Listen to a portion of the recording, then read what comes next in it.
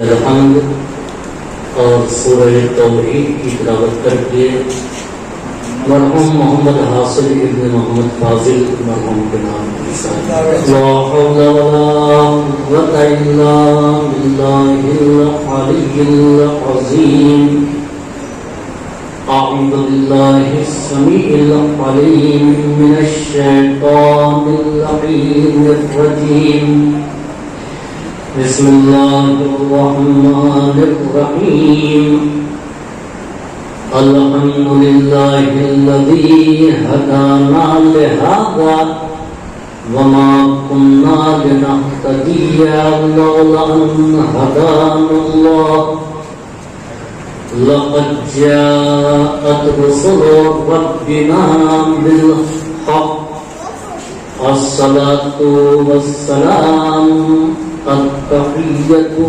والإكرام على صاحب الحوض الكوثر والخطبة والمنبر والركن والمشعر والوجه الأنور والقد الأقمر والجبين الأزهر والنصب الأطهر صاحب الفضل والعطاء والجود والسخاء والنور والضياء العبد المؤيد والرسول المسدد مولانا أبي القاسم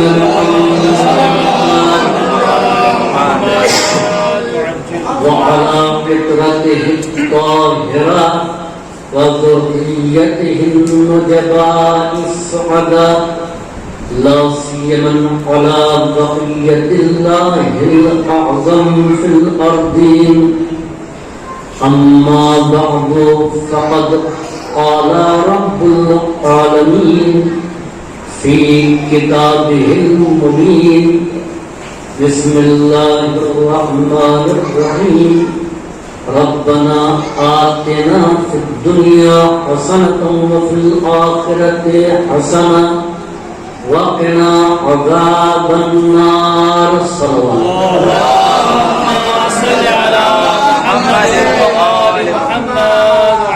قرآن کریم کی دعاؤں میں جامع ترین دعا ربنا آتنا فی الدنیا حسنة وفی الآخرة حسنة پروردگارا ہم کو دنیا میں بھی حسنہ اچھائی بہتری خوبی عطا فرما اور آخرت بھی ہماری اچھی اور بہتر ہو وقنا عذاب النار اور ہم کو عذاب النار سے بچا محفوظ رکھ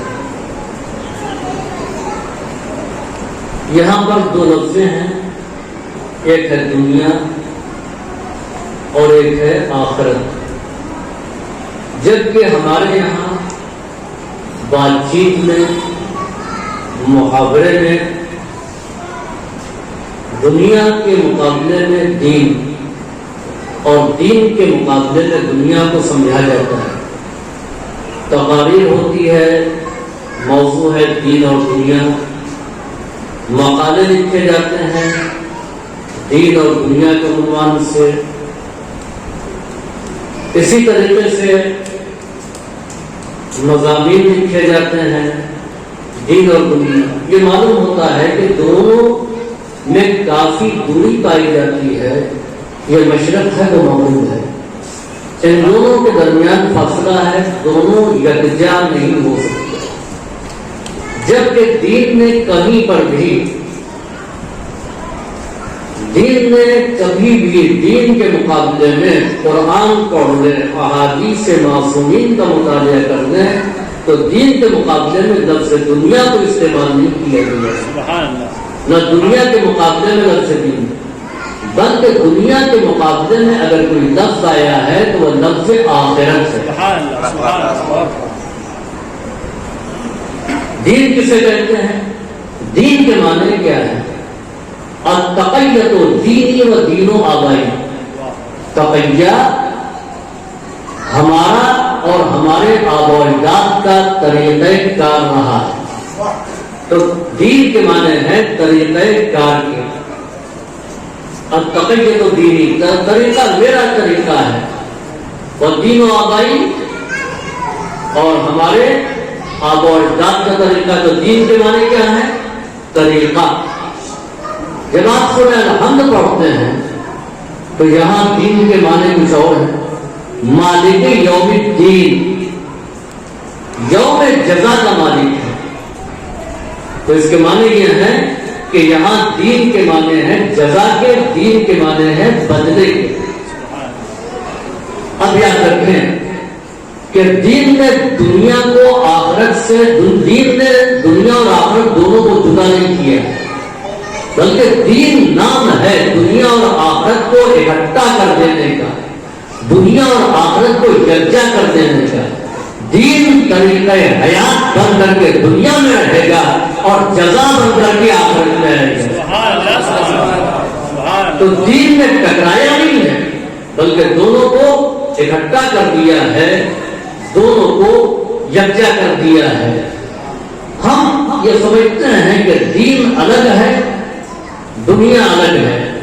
کسی سے بدزن ہو گئے تو ہم نے کہہ دیا یہ دنیا دار ہے، یعنی بہت برا ہے.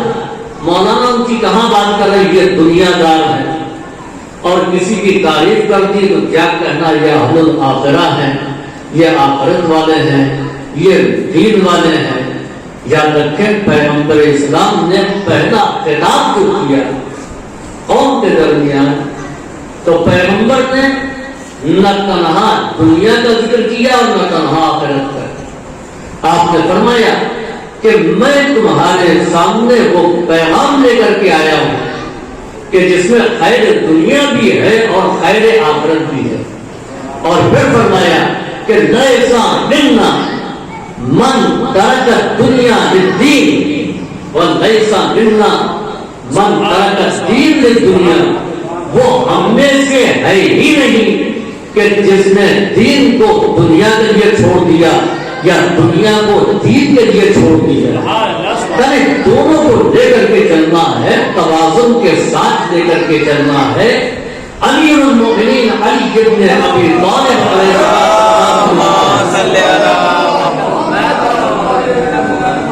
اعمل للدنیا کأنک تعیش ابدا واعمل لآخرتک کأنک تموت غدا. تم دنیا کے لیے کام کرو تو تمہارا انداز یہ ہونا چاہیے کہ تم کو گویا کہ ہمیشہ یہاں زندہ رہنا ہے، اور آخرت کے لیے کام کرو تو اس انداز پہ کام کرو کہ ایسا احساس ہو کہ تم کل مر جاؤ گے. یہ عجیب بات ہے کہ دنیا کے لیے ہم کام کریں تو اس طریقے سے کریں کہ ہم کو ہمیشہ رہنا ہے. یہ تو ہمارے دل والی بات ہوگی. آیا مفہوم کلام امام ہم سمجھے بھی نہیں یا نہیں سمجھے؟ امیر لوگ نہیں کہہ رہے کہ دنیا کے لیے کام اس طریقے سے کرو کہ گویا کہ تم کو ہمیشہ رہنا ہے. تو ہم عالیشان مکان بنوائیں، قصر تعمیر کریں، دولت اکٹھا کریں کیونکہ ہمیشہ رہنا یہی مطلب ہوا نا، زیادہ دنوں تک رہنا یہی مطلب ہوا نا. اور آخرت کے لیے ایسا کام کرو کہ کل مر جانا ہے. ارے کیا کرنا ہے، تو ہماری زندگی کے دن تمام ہو گئے. ڈاکٹر نے بھی جواب دے دیا نہیں، مفہوم یہ نہیں. چنانچہ میں اس سے پہلے وضاحت کرنے سے پہلے بات عرض کرتا چلوں کہ بنی اسرائیل میں ایک نبی تھے، انہوں نے پکا مکان نہیں بنایا. لوگوں نے کہا کہ آپ کا مکان برسات میں ٹپکنے لگتا ہے، یہ خرابی، یہ پریشانی، آپ ایک اچھا مکان پختہ کیوں نہیں بنا دیتے؟ انہوں نے کہا ہم پروردگار کی بارگاہ میں پہلے یہ عرض کر کے اور یہ سوال کر لیں اور یہ پوچھ لیں کہ ہماری حیات کتنی باقی ہے، میری زندگی کتنی ہے. چنانچہ مقام مناجات میں عرض کیا پروردگارہ قوم کہتی ہے کہ ہم کو پختہ مکان بنانا چاہیے، یہ بتا دیں ہم کتنے دن زندہ رہنے والے ہیں. وہی کہ 400 سال کی زندگی باقی ہے. واپس پڑھتے کل صرف 400 سال تو زندہ رہنا ہے، میں کیا کروں گا مکان بنا کر؟ تو ایک انداز فکر یہ ہے، اور ایک انداز فکر یہ بھی ہے جو ہمارا اور آپ کا انداز فکر ہے۔ امیر المومنین نے کہا کہ اعمل لدنیا کأنک تعیش ابدا، دنیا کے لیے جب کام کرو تو اس طریقے سے کام کرو کہ گویا کہ تم ہمیشہ زندہ رہنے والے ہو۔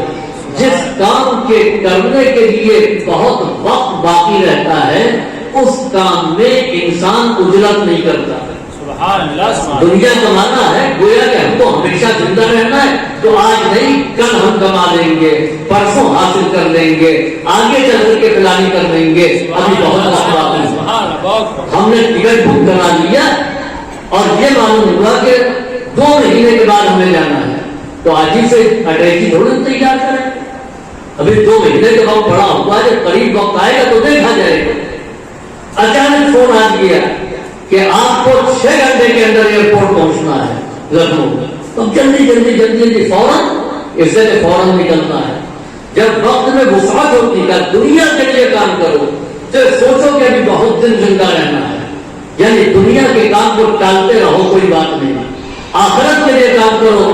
کأنک تموت غدا، گویا کہ کل تم مر جاؤ گے، اب نماز کو کل پر مت چھوڑو، عذاب کو پرسوں پر مت ڈالو، روزوں کو مت ڈالو، واجبات کو مت چھوڑو، جو کچھ ہے فوراً کے فوراً کر ڈالو۔ اچھا اگر مر ہی گئے، دنیا نہیں کمائی، یہی تو حسرت ہوگی، جب مر گئے تو کس کے لیے کماتے؟ وہ ختم ہو گیا۔ لیکن آخرت میں جب ہم کو جانا ہے تو بہرحال اگر وہاں کے لیے ہم نہیں لے کر کے گئے ہیں تو پریشانی۔ چنانچہ ہمارے اور آپ کے 8ویں امام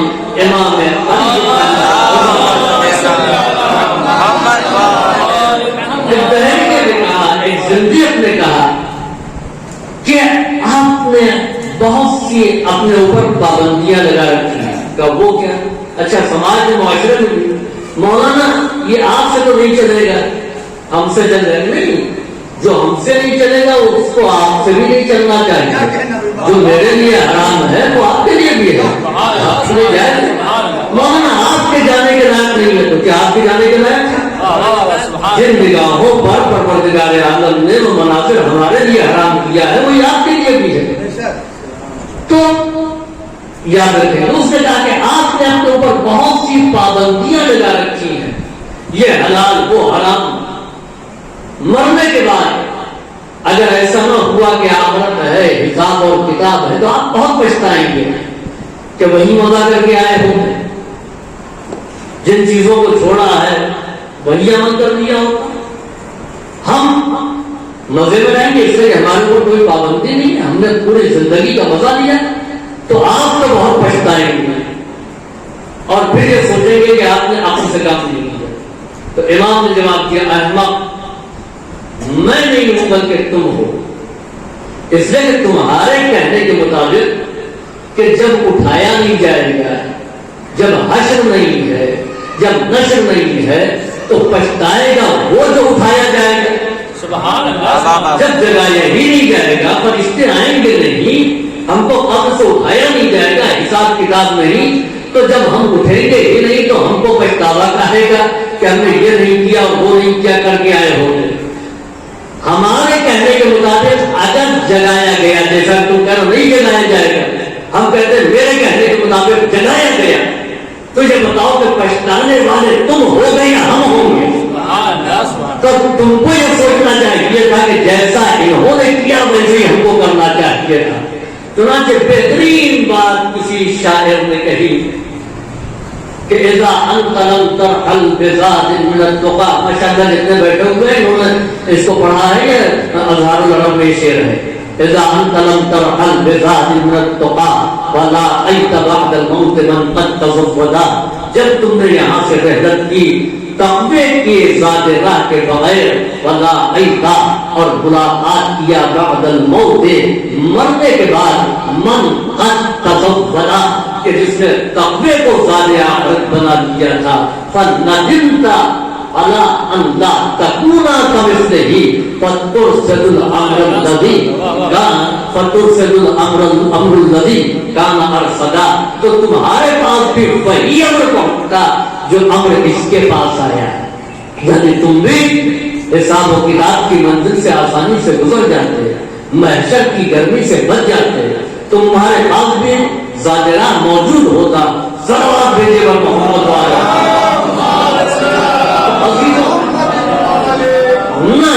نبی کریم نے کہا کہ دین کے لیے دنیا کو چھوڑ دو یا دنیا کے لیے دین کو چھوڑ دو۔ نہ امیر المومنین نے کہا کہ نہیں تم کو صرف اہل آخرت بننا ہے، دنیا کے لیے کچھ نہیں کرنا ہے۔ کہ نہیں اعمل دنیا، تم دنیا کے لیے بھی عمل کرو، کأنک تعیش ابدا، مگر اس طریقے سے دنیا کے لیے کام کرنا کہ ایسا محسوس ہو کہ تم کو ہمیشہ رہنا ہے۔ تو اپنے من آخرت سے اور اپنے آخرت کے لیے جب تم کو کام کرنا ہے تو اس انداز سے کرو کہ تموت غدا، کہ گویا تم کل مر جاؤ گے۔ تو منع امیر المومنین نے بھی نہیں کیا۔ اب آئیے اس کے بعد ایک صورت اور، جناب بہلول دانا، جن کو سازشن دانا مشہور کر دیا گیا، ایک بات ہے حقائق کو بیان کرنے والا عارف بہلول، اور بہلول بھی دیوانہ کہنے پر مسکرا کے جواب دیتے ہیں، کوئی مسئلہ نہیں، آج تم ہم کو دیوانہ کہہ رہے ہو تو ہمیں کوئی تعجب نہیں ہے، تمہارے اسلاف نے نبی کریم کو دیوانہ کہا، لہذا اگر تم ہمیں دیوانہ کہہ رہے ہو تو کوئی مسئلہ نہیں۔ بہلول نے بڑی لکڑی شہتین دیکھا نہیں چھت والی، اس لکڑی کو کبھی اس سرے پہ آ کے اٹھاتے ہیں اور کبھی اس سرے پہ جا کے اٹھاتے ہیں اور کبھی بیچ سے آ کر کے اٹھاتے ہیں۔ جو لوگ دیوانہ سمجھ رہے تھے انہوں نے توجہ نہیں کی، ہارون رشید کا قافلہ کا وہ فرق کے ساتھ ادھر سے گزرا، بولو یہ کیا کر رہے ہیں، رک گیا یہ قافلہ۔ حکومت جانتی ہے کہ دیوانہ تو ہم نے مشہور کیا، یہ دیوانے نہیں ہیں، ضرور اس کام میں کوئی حکمت ہے، بولو یہ کیا کر رہے ہیں۔ بولو نے جواب دیا، یہ بتاؤ ہم نے تم سے کچھ پوچھا، تم کہاں سے آ رہے ہو، کہاں جا رہے ہو، یہ لشکر کیسا ہے، یہ حشم قدم کیسا ہے، تو پھر تم مجھ سے کیوں پوچھ سکتا، اچھا پوچھ لیا جواب دے دیا۔ یہ لکڑی کبھی وہاں سے اٹھایا اور کبھی یہاں سے اٹھایا اور کبھی بیچ سے آ کر کے اٹھا رہے ہیں، آخر ایسا کیوں کر رہے ہیں؟ بولو نے جواب دیا کہ یہ لکڑی، اس کے ایک سرے کا نام میں نے دنیا رکھا ہے اور دوسرے سرے کا نام آخرت رکھا ہے، جب میں اس سرے کو چھوڑ کر کے اس سرے کو اٹھاتا ہوں جس کا نام میں نے دنیا رکھا وہ اٹھ جاتا ہے، اور جب میں اس سرے پہ آتا ہوں جس کا نام آخرت رکھا اٹھاتا ہوں وہ اٹھ جاتا ہے، لیکن جب بیچ سے میں دونوں کو اٹھانا چاہتا ہوں تو نہیں اٹھ پاتا۔ سمجھ لو کہ دونوں ساتھ ساتھ لے کر کے نہیں چل سکتے ہو۔ میرے کہنے کا مطلب یہ ہے کہ اپنی بے دینی پر دیداری کا ملمہ پر چڑھاؤ۔ ہم بڑے دیدار سماج و معاشرے کے سامنے بنے ہوئے ہیں، ورنہ خود نفس جانتا اور پہچانتا ہے کہ دین ہمارے اندر کتنا پایا ہے، دین ہماری فکر میں ہونا چاہیے، دین ہمارے نظریے میں ہونا چاہیے، دین ہمارے گھر میں ہونا چاہیے، دین ہمارے رسومات میں ہونا چاہیے، ہر جگہ پر۔ تو ایک فکر یہ بھی ہے، یعنی پیغمبر نے واضح لفظوں پہ منع کر دیا، عثمان بن مظعون نے اپنی زوجہ سے تعلقات ترک کر دیے تھے، پیغمبر نے تو ہم روحانیت سکھانے کے لیے نہیں آئے ہیں، اور آپ نے کہا کہ جس نے دین کو چھوڑا دنیا کے لیے، دنیا چھوڑا دین کے لیے، وہ ہم سے نہیں ہے۔ امیر المومنین بھی کہہ رہے ہیں دونوں کے لیے کام کرو۔ اب بہلول یعنی وہ دین کی تعلیم اور یہ بھی ایک دین کا نمائندہ، اسی مکتب فکر کا پروردگار، اور وہ کہہ رہا ہے کہ دونوں ایک ساتھ ساتھ نہیں چل سکتے، تو یہ تضاد ہو گیا۔ عزیزوں یہ تضاد نہیں ہے، اور خود امیر المومنین علی ابن ابی آپ فرماتے ہیں دنیا کے بارے میں، یعنی جہاں یہ آپ نے کہا کہ دنیا کے لیے بھی عمل کرو، وہیں آپ نے دنیا کی مذمت کی ہے کہ دنیا کی مثال جو ہے وہ مثل ایک ذہنی سانپ کی ہے. مثل دنیا کا مثل الحیہ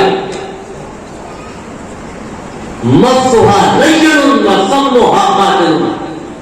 دنیا کی مثال مثل چمکتے ہوئے سانپ کے ہے کہ جس کو چھو تو نرم و نازک ہے لیکن اس کے اندر زہر بھرا ہوا ہے.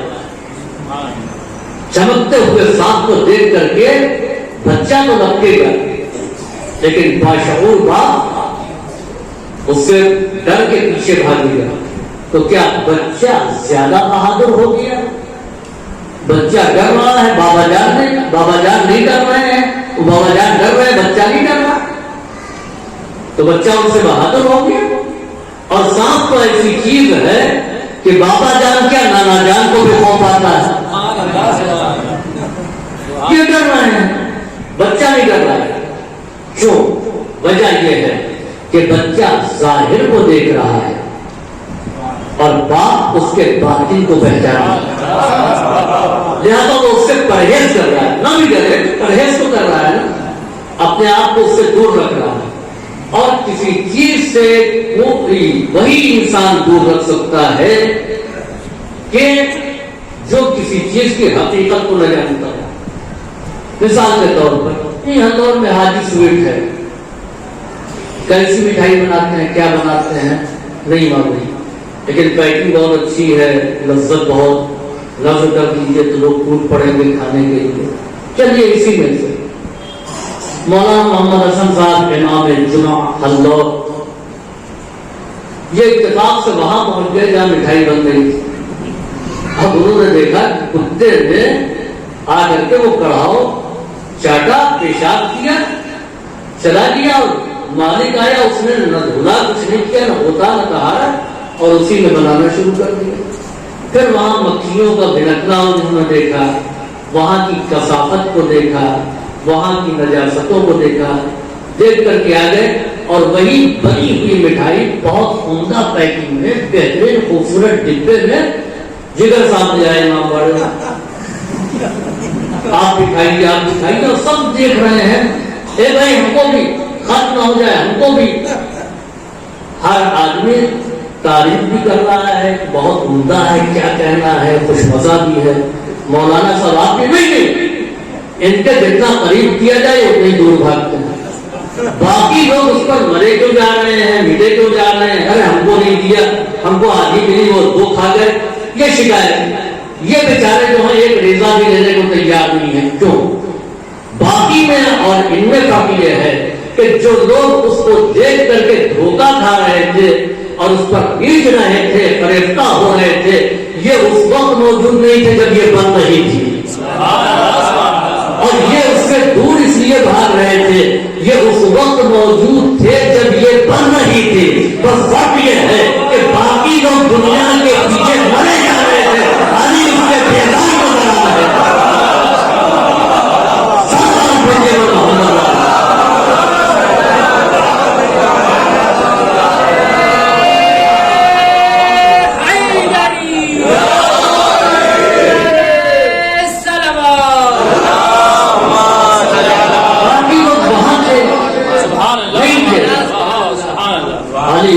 موجود تھے جب یہ دنیا خلق ہو رہی.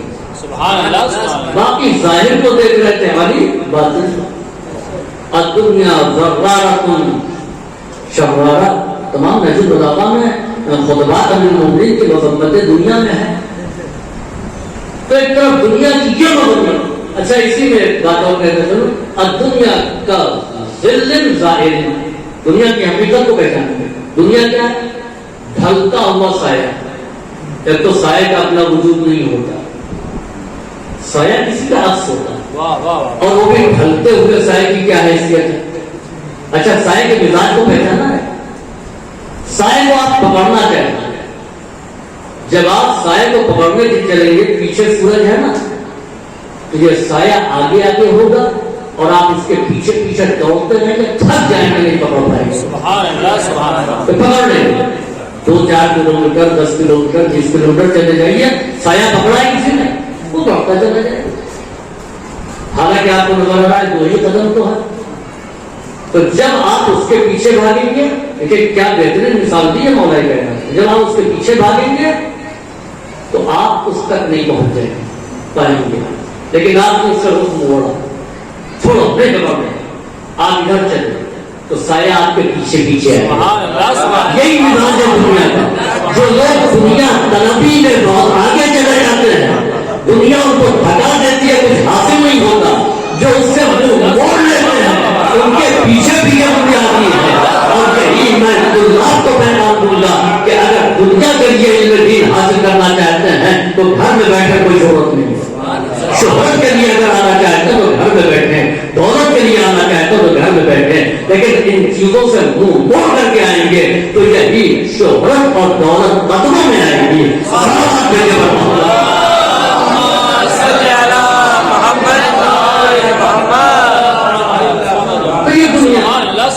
ایک تو دنیا کی یہ مذمت خود امیر المومنین میں کلام علی میں ہے. بہت سے کہہ رہے ہیں دونوں ایک ساتھ نہیں، خود امیر المومنین کہہ رہے ہیں کہ دونوں کے لیے عمل کرنا ہے. پیغمبر کہتے ہیں ایک دوسرے کو چھوڑا نہیں جا سکتا ہے. اب آئیے تھوڑی سی اس کی وضاحت کر دوں کہ دنیا کیا ہے. ایک دنیا کی لفظی معنی دیکھیے، ایک ہے حیات الدنیا اور ایک ہے الحیات الدنیا. ماشاءاللہ علماء موجود ہیں. ایک ہے الحیات الدنیا اور ایک ہے حیات الدنیا. دنیا کیا ہے؟ آپ نے اولیاء سنا ہے؟ زینب اولیاء مقام. اولیاء مؤنث ہے کس کا؟ اعلیٰ کا. اعلیٰ کے مقابلے میں لفظ ادنا. ادنا کے لیے مؤنث کیا ہو؟ دنیا. پست ترین، پست جو بہت ہی پست ترین ہو دنیا. اعلیٰ بلند ترین، اولیاء بلند ترین. ایسے ہی مذکر کے لیے اعلیٰ اس کے مقابلے میں ادنا. ادنا کا مؤنث دنیا اور اعلیٰ کا مؤنث اولیاء. ایک ہے حیات الدنیا، یہ ہے دنیا کی زندگی، اور ایک ہے الحیات الدنیا، پست زندگی. اچھا قرآن کیا کہتا ہے؟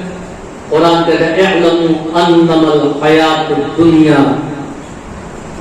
لعب ولهو وزینۃ وتفاخر بینکم. زینت حیات دنیا کیا ہے؟ یہ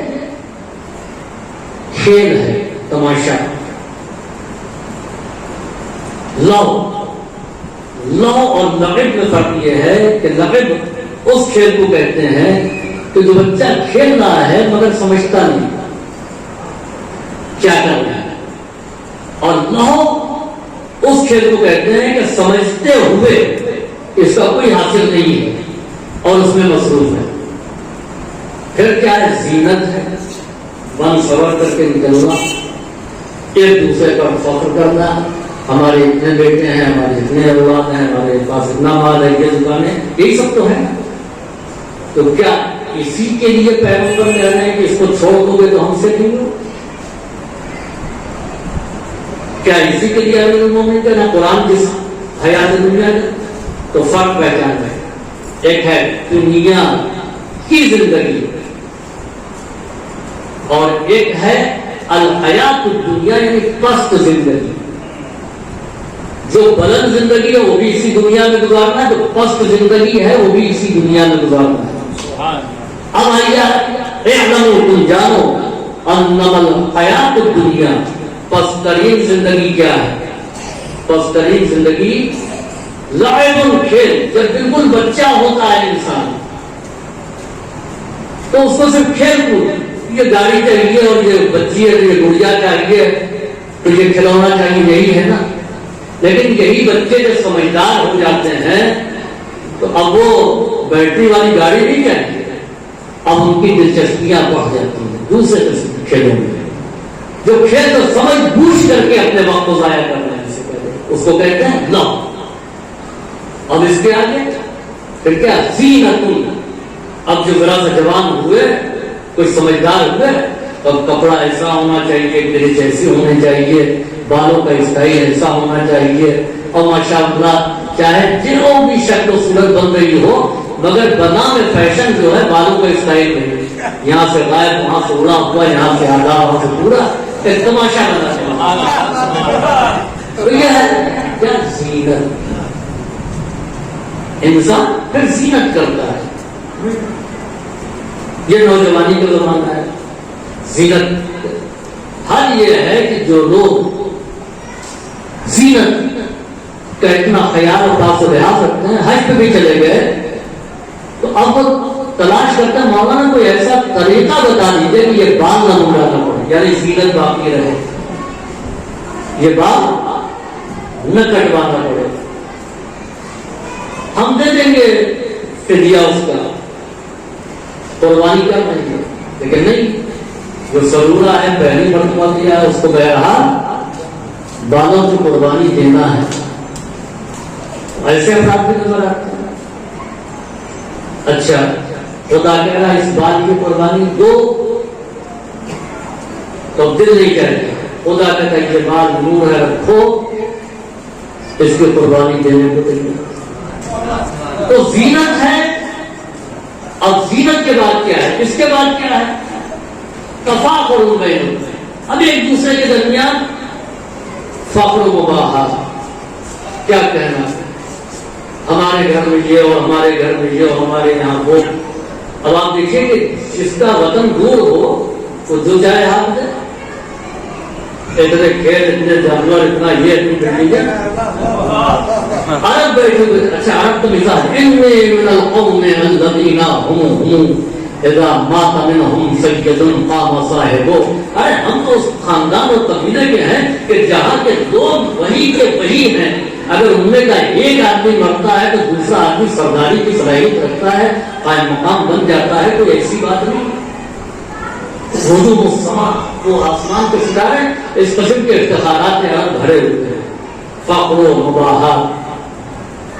جناب سلمان فارسی کہاں سے آئے؟ فارس سے۔ تب عرب اتنا ڈیولپ بھی نہیں تھا کہ وہ لوگ وہاں جاتے، سب آتے ہوئے ہیں، ہمارے یہاں یہ ہے، ہمارے یہاں وہ، اور اسی مزاج کو دیکھ کر کے امیر المومنین نے فرمایا کہ لیس الفتى من یقول کان ابی ان الفتى من یقول ها انا ذا، وہ فتح نہیں ہے، جوامردی نہیں کہ ہمارے ابا ایسے تھے، ہمارے دادا ایسے تھے، ہمارے بھائی تھے، آپ کیا؟ لیس الفتى من یقول کان ابی، وہ فتح نہیں ہے کہ جو کہے ہمارے باپ دادا ایسے تھے، ان الفتى من یقول ها انا ذا، فتح وہ جو کہے کہ میں ایسا ہوں۔ تو لوگ اپنے اپنے ہاکے ہوئے تھے، فخر و مباحث کر رہے تھے۔ سلمان فارسی خاموش، جبکہ ان کی ریاست تھی، فی سبیل الدین نے دیکھا ہوگا آپ نے، وہ کتاب منصورہ، اس میں یہ درس ہے، تو حکومت تھی ان کی، ایک ریاست تھی چھوٹی موٹی، لوگ یہ سمجھے کہ یہ ایسے ہی غریب نادار فقیر ہیں، تم بھی بیان کرو۔ جناب سلمان فارسی نے کہا کہ میرے بارے میں تعارف دو لفظوں میں، کہ کن تو فقیرا فاغنانی اللہ بمحمد، فقیر کا اللہ نے پیغمبر کے ذریعے ایمان کی دولت سے بنی بنا، کن تو جاہلا فاغنانی اللہ فعلمنی اللہ بمحمد، میں جاہل تھا، اللہ نے محمد کے ذریعے سے مجھے عالم بنا دیا۔ تو عربوں کے درمیان کیا فخر، ہمارے معاشرے میں بھی ہے۔ اچھا خود نہیں بن سکے، بیٹا انجینئر ہو گیا، بیٹا ڈاکٹر ہو گیا، بیٹا عالم دین ہو گیا، فتوے خود دینے لگے، یہ بھی ایک تفاخر ہے۔ اچھا کچھ تو ایسے بیچارے خود کچھ نہیں ہو سکے، اہلیہ محترمہ ہی کچھ بن گئی ہے، انہیں کے فضائل مناقب ہے۔ یہ ہے مزاج، قرآن کہتا ہے کہ زندگانیت میں حقیقت ہے، آپ اس کو دیکھیں کہ آپس میں فخر و مباحث کے علاوہ ہو کیا ہے، اور پھر اس کے بعد میں اور عمر آگے بڑھے، تو اب یہ بعد میں 5 بیگھہ کھیت وہاں اور 6 بیگھہ وہاں پر، اور وہاں مکان خریدا، اور دلی میں فلیٹ ہے اور لکھنؤ میں فلیٹ ہے، اب اس پر اس کے علاوہ حیات دنیا کیا ہے، قرآن نے جو نقشہ کھینچا ہے۔ اگر یہی چیزیں یعنی بچپنا لعب میں، اس سے بڑے ہوئے لو میں، اور بڑے ہوئے تو زینت میں، اور آگے بڑھے تو تفاخر میں، اور آگے بڑھے تو اب مال اور اولاد کی کثرت میں. یہی تو ہے جب قرآن نے اس کا نقشہ دیکھا ہے. تو یہ پست ترین زندگی ہے، یہ الحیات الدنیا ہے، کا پست زندگی ہے. اگر یہ مزاج پایا جاتا ہے تو یہ پست زندگی ہے، جبکہ دین کی زندگی، اسلام کی زندگی اس سے مختلف ہے. صلوات بھیجیے بر محمد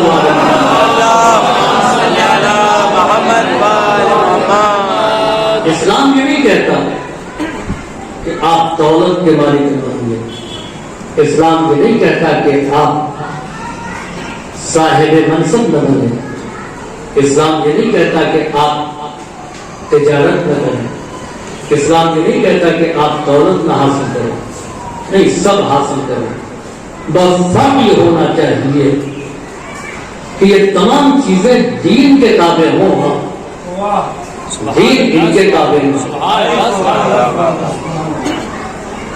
ليس الزہد، زہد یہ نہیں ہے اللہ تملک الشیء کہ تم کسی چیز کے مالک نہ بنو.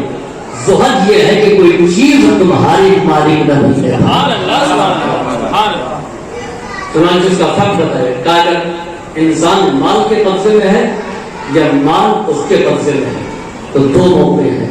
جب دولت آ رہی ہے تو دل کی کیفیت کیا ہے، تب انداز کیا ہے، تب اٹھنے بیٹھنے کا طریقہ کیا ہے، اور جب دولت چلی جا رہی ہے تو انداز کیا ہے. اگر دولت آنے کے بعد مزاج میں فرق ہو جائے، اگر منصب پانے کے بعد مزاج بدل جائے تو اس کے معنی یہ ہے کہ دولت کے قبضے میں یہ ہے، اس کے قبضے میں دولت نہیں ہے. کرسی اس پر سوار ہے، یہ کرسی پر سوار نہیں ہے، کیونکہ مزاج اس کا بدل گیا. کیا بہترین بات. زرار ان سے جب حاکم شام نے پوچھا کہ تم نے علی کو کیسا پایا تو کہا تمام مناقب اور فضائل کو چھوڑتے ہوئے میں ایک بات کہوں گا کہ جب وہ حکومت اور تخت پر فائز ہوئے ہیں تو وہ ایسے ہی تھے جیسے ہمارے درمیان کا ایک عام انسان. وہ جہاں پر تخت اور تاج ہو، جہاں پر انداز شاہی ہو، جہاں پر زرنی کمر غلام موجود ہو، جہاں پر حشم و قدم ہو، اس کے سامنے کہا جا رہا ہے کہ تو کیا تھا مکے میں اور شام کا اقتدار پانے کے بعد کیا بدل گیا. اور علی اتنے بڑے اقتدار پانے کے بعد جیسے پہلے تھے ویسے ہی بعد میں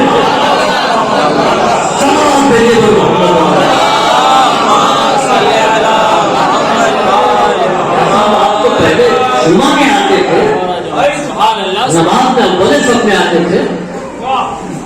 آپ کو جب سے ماشاءاللہ آپ IAS ہو گئے، آپ جیسے رتبے والے ہو گئے، آپ نے مسجد میں آنے چھوڑ دیا. مولانا اب اسٹیٹس اجازت نہیں دیتا، پروٹوکول ہے. تو اس کے معنی یہ ہے کہ کرسی اس کے قبضے میں نہیں ہے بلکہ یہ کرسی کے قبضے میں، کرسی اس کے سر پر سوار ہے. ورنہ مزاج وہی ہونا چاہیے جو منصب کے پہلے تھا، وہی مزاج منصب پانے کے بعد ہونا چاہیے. چنانچہ منع نہیں کیا گیا ہے کہ تم دولت نہ کماؤ، تم تاجر نہ بنو، اس لیے کہ ضرورت ہے. ایک گھر میں ایک آدمی کمانے والا ہے، اگر وہ دولت نہیں کمائے گا تو جو مریض ہے اس کی دوا کیسے آئے گی، جو یتیم ہے اس کی پرورش کیسے ہوگی، جو کمزور ہے جو نہیں کما سکتا اس کا خرچ کیسے چلے گا، کار خیر کیسے ہوں گے. حج کے لیے دولت کی ضرورت ہے، کار خیر کے لیے پیسوں کی ضرورت ہے. کہاں دولت تم کماؤ، چیز تمہاری مالک نہ بنے، تم چیز کے مالک بنو. اور یاد رکھیں انسان دولت مند ہو گیا تو کیا پایا، ہیرا جواہرات، قیمتی پتھر، سونا چاندی، یہی سب چیزیں. یہ مخلوقات میں چوتھے نمبر پر ہے جمادات. یہ جمادات ہیں اور انسان پہلے نمبر پر ہے اشرف المخلوقات. اب آپ یاد رکھیں کہ اگر یہ سامت حوالات ہے، اگر ناطق سامت کے قبضے میں ہے تو یہ ناطق کی موت ہے. اگر ذی حیات جامد کے قبضے میں ہے تو یہ ذی حیات کے شعور کی موت ہے. اس سے کہ تمام چیزیں ان کو تمہارے قبضے میں ہونا چاہیے. اب آپ دیکھیں کہ دولت آئے لیکن فرق اور مزاج یعنی دولت آئے تو تمہارے مزاج میں فرق نہ آنے پائے، یعنی دولت پا کر کے خدیجہ بنو، دولت پا کر کے قارون نہ بنو۔ دولت خدیجہ کے پاس بھی تھی، دنیا جناب خدیجہ کے پاس بھی تھی، لیکن دنیا آخرت کے لیے، اور دنیا قارون کے پاس بھی تھی۔ اب آپ دیکھیے کہ خدیجہ کے قبضے میں مال تھا اور قارون مال کے قبضے میں تھا، اور یہ منتخب کرنے جائیے ہمارے اور آپ پر بھی یہ باتیں صادق ہیں۔ جناب موسیٰ نے حساب لگایا، اتنی بڑی دولت اتنی زکات نکلی، اچھا اتنے رقم آپ کو دینا اسے نہیں کیا۔ اب آپ دیکھیں کہ نبی خدا نے مانگا اللہ کی راہ میں تو خدا نے اتنا دیا اتنا دے دیا، نہیں دیا تو اس کے معنی ہے کہ قارون مال کے قبضے میں ہے۔ نبی خدا نے مانگا نہیں، سارا مال قدموں میں ڈال دیا کہ جیسے یہ خرچ کیجیے، اس کے معنی ہے کہ مال خدیجہ کے قبضے میں ہے۔ اگر دین کی راہ میں خرچ کرتے ہوئے درد محسوس ہو، ایک نوجوان 18 سال کا بیٹا تمہارے پر خمس واجب ہے، ہاں مولانا صاحب 500 روپیہ ہے، 100 روپیہ ہمارا خمس سے نکال دیا، ایک سرمایہ دار کا 50 لاکھ روپے سرمایہ 10 نکالتے ہیں۔ اب تکلیف ہوگی، یاد رکھیں اگر حقوق العباد خمس نکالتے ہوئے، بندوں کا حق نکالتے ہوئے اگر تکلیف محسوس ہو اور ہم نہ نکالیں حق کے سادات اور حق کے امام، تو اس کے معنی یہ ہے کہ ہم دولت کے قبضے میں ہیں، دولت ہمارے قبضے میں ہے۔ اور اگر ہم نے نکال دیا حق کے امام اور حق کے سادات، تو اس کے معنی یہ ہے کہ دولت ہمارے قبضے میں ہے، اور خدا نے اس لائق تو کیا کہ کھا پی کر کے اتنا بچ رہا ہے۔ اور یقین مانیے کہ اگر خمس نکالے دیانتداری کے ساتھ تو اضافہ ہی ہوگا، کمی نہیں ہوگی۔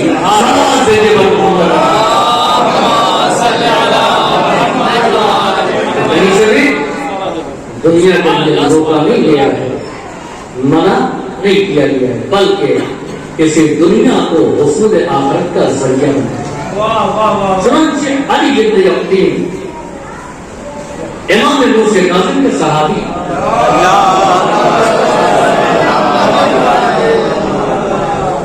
ان کو آفر ملا، پڑھے لکھے آدمی ذی ہوش، کہ آپ وزیر اعظم کا منصب قبول کر لیجیے۔ امام کے چاہنے والے، امام کے ماننے والے، پوچھا کہ کیا ہم اس منصب کو قبول کر لیں؟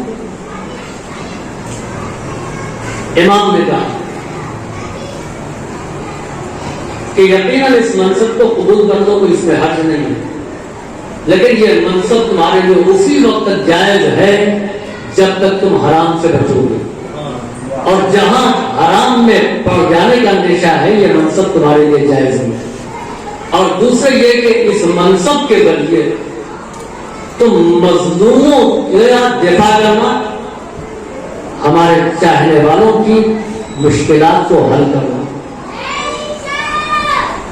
علی بن ابی طالب نے امام کے مشورے سے منصب کو قبول کیا، لیکن دیکھیں جو لوگ صاحب منصب ہیں یا امام سے قریب ہیں تو امام ان پر نگاہ بھی بڑی سخت رکھتے ہیں۔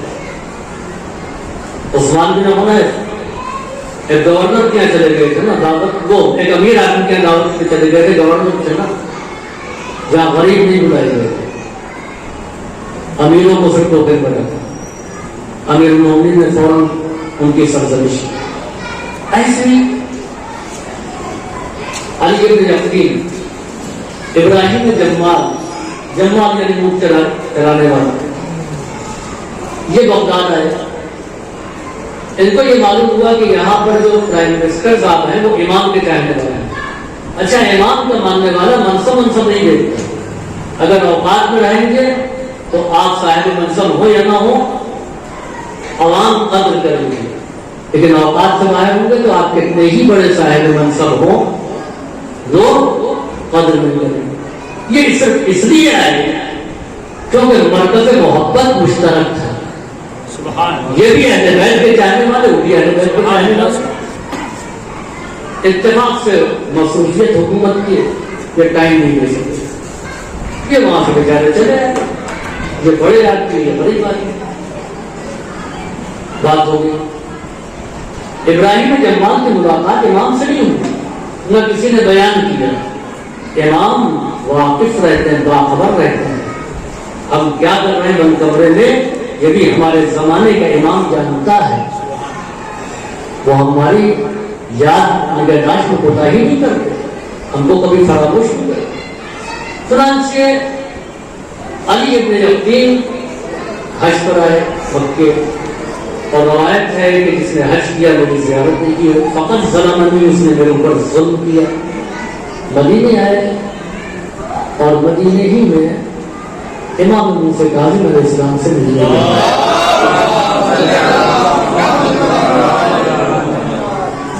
امام نے اپنے صحابی کو غلام کو بیٹھا دیا کہ یہ جو صاحب آ رہے ہیں ان کو آنے مت دینا.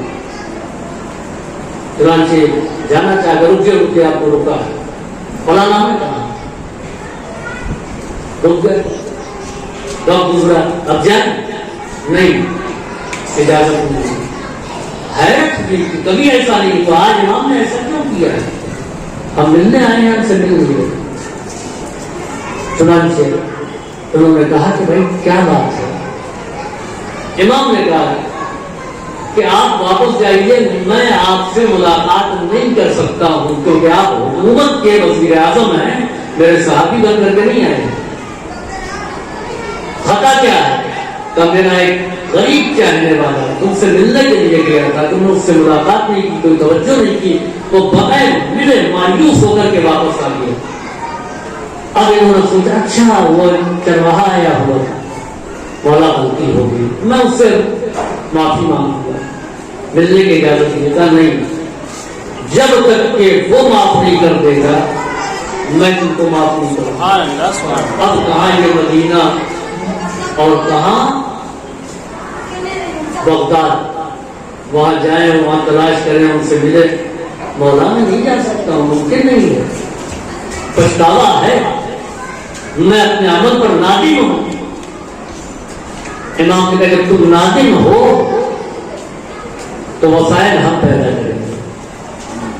تم مسجد نبوی کے سامنے جاؤ، ایک ناکہ ملے گا، اس پر بیٹھ جانا، چشمے زدن میں تم کو اس کے گھر پہنچا دے. چنانچہ جب انسان واقعاً پشیمان ہو اور اپنے عمل پر نادم ہو تو خدا اسباب فراہم کرتا ہے، وسائل فراہم ہو جاتے ہیں. آئے مسجد نبوی کے پاس ناکہ ملا، اس پر بیٹھے، چشم زدن میں ابراہیم جمال کے گھر دروازہ کھٹکھٹایا. کون؟ کہا میں علی ابن یقین کا وزیر اعظم پرائم منسٹر، اور میرے دروازے پہ حضور کیسے آنا ہوا؟ کیا بڑی غلطی ہو گئی، میں تم سے شرمندہ ہوں، تم آئے تھے، میں نے ملاقات نہیں کی، امام ناراض ہے، مجھے معاف کر دو. میں نے معاف کر دیا، میرے خدا نے معاف کر دیا. اب آپ دیکھیے کہ ظرف کیا، امام چاہتے تو وہی معاف کر دیتے اور کہتے کہ جب ملاقات ہوگی تب تم جا کر کے ان سے بھی معافی مانگ دینا، معذرت کر دینا. لیکن نہیں، بندوں کے حق کا کتنا خیال ہے. حقوق العباد، یعنی ایک بندے کے حق تلفی ہوئی تھی نا، زیادتی ایک بندے کے ساتھ ہوئی تھی نا، حق العباد. لہذا یاد رکھیں کہ بہت سے گناہ معاف کیے جا سکتے ہیں، لیکن اگر کسی کے دل کو ہم نے دکھایا ہے، جب تک وہ بندہ مومن معاف نہیں کرے گا، امام کی شفاعت نہیں کریں گے. اس واقعے سے یہی نتیجہ نکلتا ہے، امام شفاعت نہیں کریں گے جب تک کہ وہ مرد مومن خود نہ معاف کرے. چنانچہ ابراہیم جمال باہر نکلا، یہ چشم میں کہ کچھ نہیں، امام نے اعجاز کے ذریعے بھیجا ہے، چشم زدن میں ہے. تو پھر کیا ہے؟ کہ میں چاہتا ہوں کہ اپنے ایک رخسارے کو زمین پر رکھ دوں اور دوسرے رخسارے پر آپ جوتا پہنے ہوئے پیر میرے چہرے پر رکھیے تاکہ میں اس کمرے کے ساتھ جاؤں. عزیزو حوصلہ ہو تو عجیب یقین جیسے اس طریقے سے جب اسرار بہت زیادہ کیا تو ابراہیم جمال نے اپنے قدم کو رکھا اور علی ابن یقین اب جو پلٹے ہیں تو امام باہر استقبال کے لیے نظر ہے.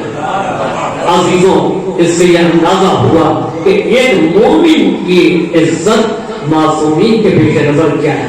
ہم نہ معلوم کیا کیا کہہ دیتے ہیں اور پھر ان کو ذلیل کر دیا، ان کو یہ کہہ دیا.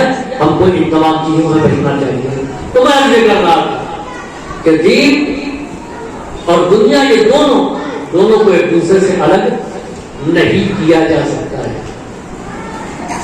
یہ منزل کہاں پر، یعنی بغض نے جو بتایا وہ کیا، بغض کے کہنے کا مقصد اور مفہوم یہ تھا کہ یاد رکھو کہ جب دنیا اور دین ٹکرا جائے اور ایک ایسی منزل آ جائے کہ یا تو تم دنیا کے ہو کر کے رہ جاؤ یا دین کے، تو دنیا چھوڑ دینا اور دین کے پناہ میں آ جانا.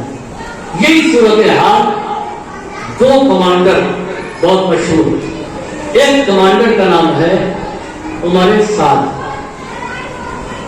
63 سال، اور دوسرے کمانڈر کا نام ہے حر ابن یزید ریاحی. اور تو بھی ایک اچھی خاصی عمر تھی، تقریباً 70 برس کے آس پاس.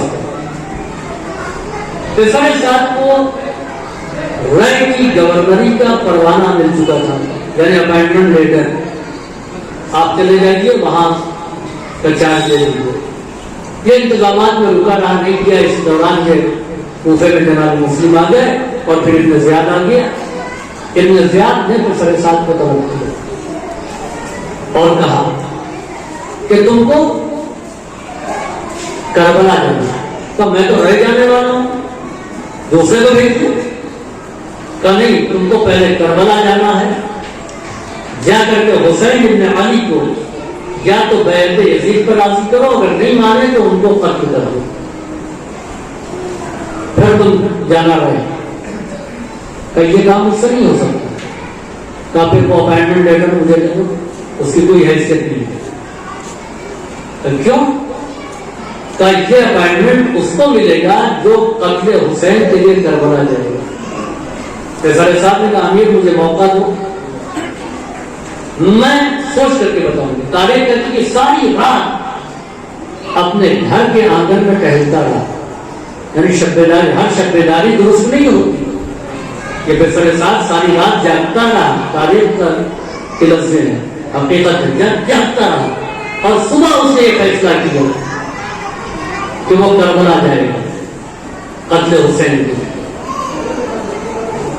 اور چنانچہ اس نے لشکر کی کمان دے دی. دوسری طرف حر کو پہلے روانہ کیا گیا کہ جاؤ امام حسین کو کوفے آنے سے روکو اور ان کو راضی کرو کہ وہ یزید کو حاکم مانو. حر سے یہ وعدہ کیا گیا تھا کہ تم کو خراسان کا گورنر بنایا جائے گا. دونوں کمانڈر ہیں. اس سے وعدہ رائے کی حکومت اور اس سے خراسان دونوں ایران کا علاقہ. آدھا ملک ایران میں رائے، آدھا خراسان. اور کے سامنے دو چیزیں ہیں، ایک ہے ملازمت، نوکری جو دنیا ہے، اور دوسری طرف آخرت ہے جو امام حسین علیہ السلام کی شکل ہے. اور پوری کوشش کرتا رہا کہ دنیا اور آخرت دونوں کو ساتھ لے کر کے چلے. اور پھر سر ساتھ یہ چاہتا تھا کہ معاملہ ٹل جائے، قتل امام حسین علیہ السلام سے اس کا دامن آلودہ نہ ہو. جب آخری لے کر کے شمر آ گیا کہ اگر تم یہ کام نہیں کرنا چاہتے تو کمان شرم کو دے دو، تو اب پھر سر ساتھ نے نوکری کا چاہیے قتل امام حسین کے لیے آباد ہو. اور میں کیا کیا، یعنی دونوں فکر ہیں. ایک طرف وہ ہے جو چاہتا ہے کہ دنیا اور آخرت کو ساتھ لے کر کے چلے، ایک طرف پیسر ساتھ ہے جو چاہتا ہے دنیا اور آخرت کو ساتھ لے کر کے چلے. لیکن ایک موڑ ایسا ہے کہ جہاں پر یا دنیا یا آخرت، اور میں اس منزل پر دنیا کو ٹھوکر ماری، خراسان کی گورنری کو چھوڑا اور امام حسین کی پناہ میں آ گیا، آخرت کو اختیار کر لیا. پیسر ساتھ نے آخرت کو چھوڑ دیا، دنیا کو اپنا لیا، اپنے دامن کو امام حسین کے خون ناحق سے آلودہ کیا. یعنی دنیا کو اختیار کیا، آخرت کو چھوڑ دیا. تو اب یہ دو کردار ہمارے سامنے ہیں کہ دنیا اور آخرت دونوں کو ساتھ لے کر کے چلنا ہے. جب دونوں میں ٹکراؤ ہو جائے، یا دنیا یا آخرت، تو ہم کو دنیا چھوڑ کر کے ان کے راستے پر چلنا چاہیے.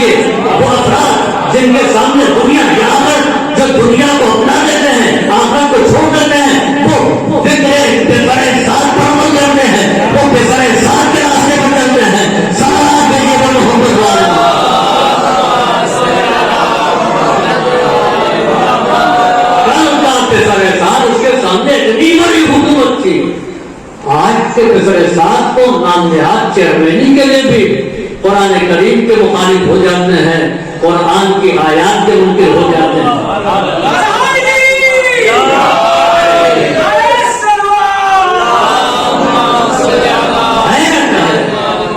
कल तो उसने कम से कम मुल्क रह के वक्त में सौदा किया, यहां तो मुल्क रह की नहीं है, हम आखिरत बेच रहे हैं। आप देखिए टकराओ, एक तरफ अल्लाह का कानून और दूसरी तरफ नौकरी। ये भाई हराम है, अरे मौलाना आपका हराम हो हलाल देखें, ये अपनी नौकरी देगी। यानी एक तरफ रिस्क है, दूसरी तरफ रज़ाक का कानून है। और वो ऐसा रज़ाक है कि जब कोई रिस्क नहीं पहुंचा सकता था, शिकम मादर में 9 महीनों से खिलाया। हम खाने के लायक नहीं थे तो क्या वो तो छोड़ देगा? नहीं, नौकरी चली गई तो लटकाए, अरे नौकरी चली गई या खुदा चला गया? खुदा मौजूद है, वो राज़िक है, वो रिस्क पहुंचाएगा। इसलिए कुरान करीम ने ऐलान किया है, वमा मिन दाब्बतिन फिल अर्ज़ इल्ला अलल्लाहि रिज़्क़ुहा, जमीन पर जितने चलने वाले हैं सब पर अल्लाह पर लाजिम है सबका रिज़्क। इसने वादा किया है। अज़ीज़ याद रखिए कि दुनिया और आखिरत, इमाम हुसैन अलैहिस्सलाम के साथ आने वाले जो लोग थे वो सरदाराने कौम थे। ऐसा नहीं है कि उनकी हैसियत कम रही हो, माली हैसियत भी बहुत से ऐसे थे जिनकी बहुत पहन थी, लेकिन इसके बावजूद ज़ुहैर क्या थे? सरदार कबीला थे। सब छोड़ करके ज़ुहैर आ गए इमाम हुसैन के। तो अजीजों, जो करबला वाले कि जिन्होंने ये ऐलान किया और ये बताया कि जब टकराव हो जाए दुनिया और आखिरत में तो फिर दुनिया को ठोकर मारो, आखिरत को अपना लो। इमाम हुसैन अलैहिस्सलाम ऐसे ही अफराद को लेकर के आए थे मैदान करबला, और वाक़या पूरी तारीख शहादत में आप देखें, इमाम ने मकाम फख्र में कहा कि ऐसे असहाब किसी को नहीं मिले। इमाम हुसैन इस्लाम के असहाब ये अपने वक्त के आरिफ भी थे, आलिम भी थे, मामूली हैसियत इनकी नहीं थी।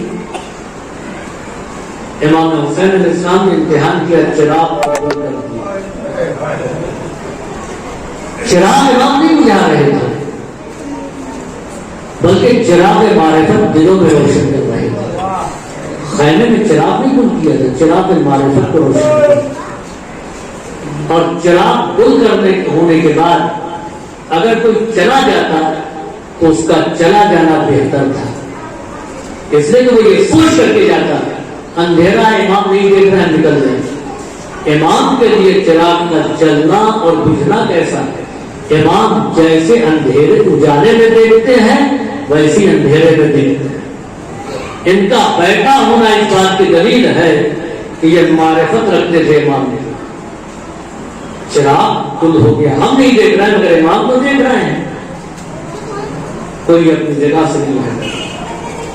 इमाम ने सबके मकामात को दिखाया, हबीब ये तुम्हारी मंजिल, इब्न और सजा ये तुम्हारा मकाम, ज़ुहैर ये तुम्हारा कसर है। और ये वजह है कि असहाब इमाम हुसैन मैदान करबला में एक दूसरे पर सबकत ले जाना चाहते थे। अजीजों, ये मामूली असहाब नहीं है, इस पर इमाम कहते हैं कि मेरे माँ बाप कुर्बान होते हैं। इमाम हुसैन ने बड़ी मजबूरियत के साथ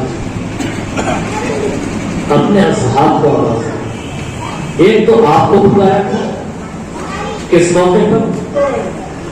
कासिम की लाश के टुकड़े उठा रहे थे, तब आपको नहीं बुलाया।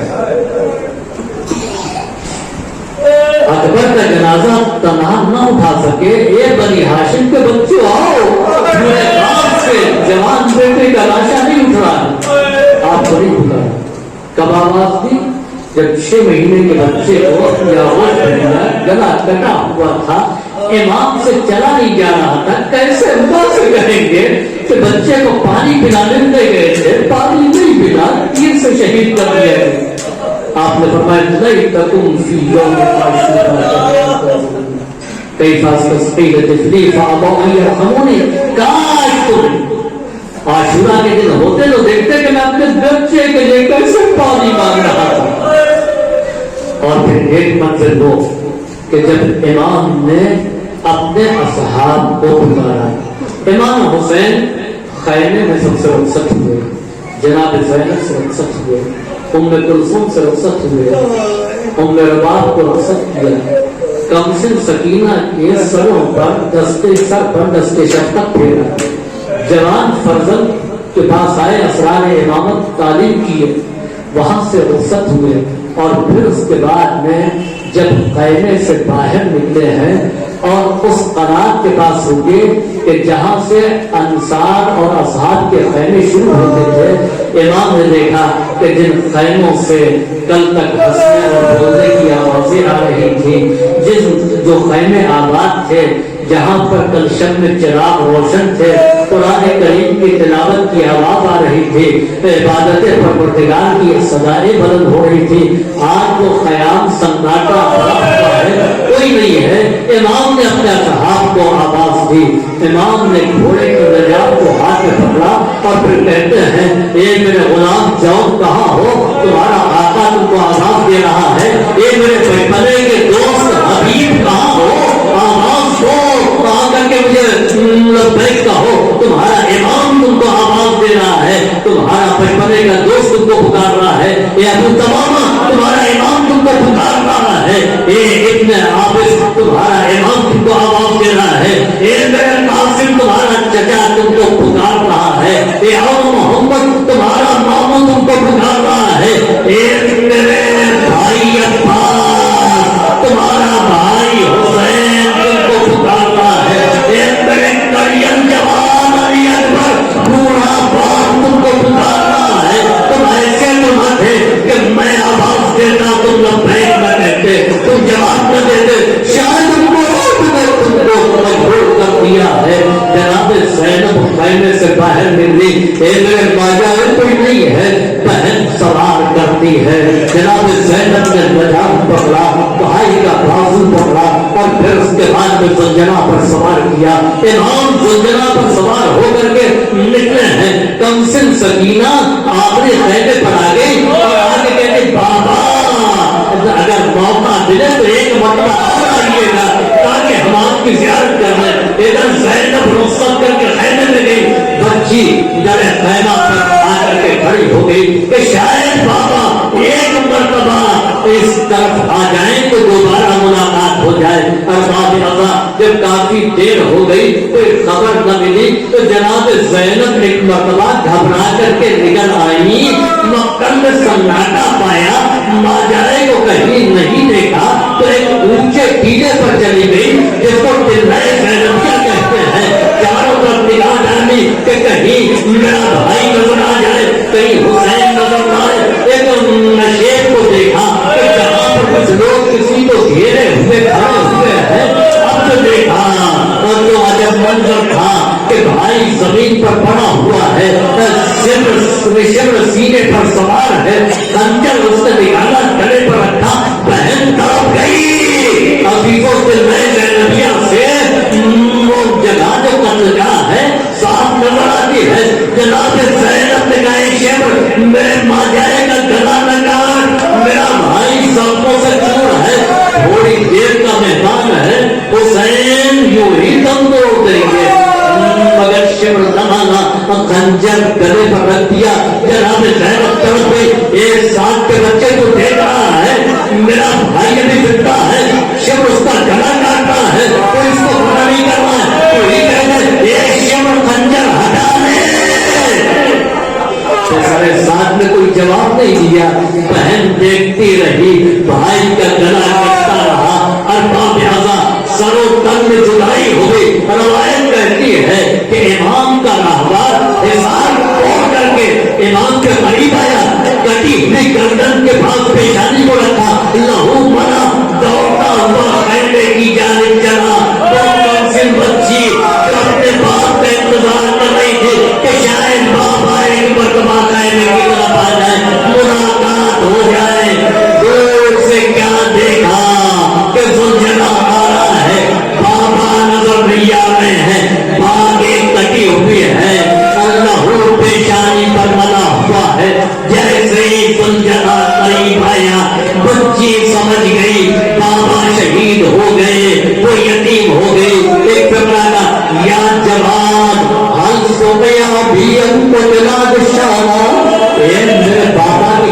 بتا کہ جس وقت میرے بابا کو شہید کیا جا رہا تھا، جب میرے بابا کو مارا جا رہا تھا، میرا بابا بہت پیاسا تھا، کسی نے پانی میرے بابا کو مار ڈالا گیا، ذوالجلال کی آنکھوں سے اشک جاری، اے سکینہ تمہارا بابا پیاسا شہید کر دیا گیا، من الذی اعتمنی فی صغر سنی، ارے کون ظالم تھا جس نے اس کم سنی میں مجھے یتیم کر دیا. سیعلم الذین صدقوا ایہم ولا لعنة الله على القوم الظالمين. ربنا تقبل منا إنك أنت السميع العليم. اللهم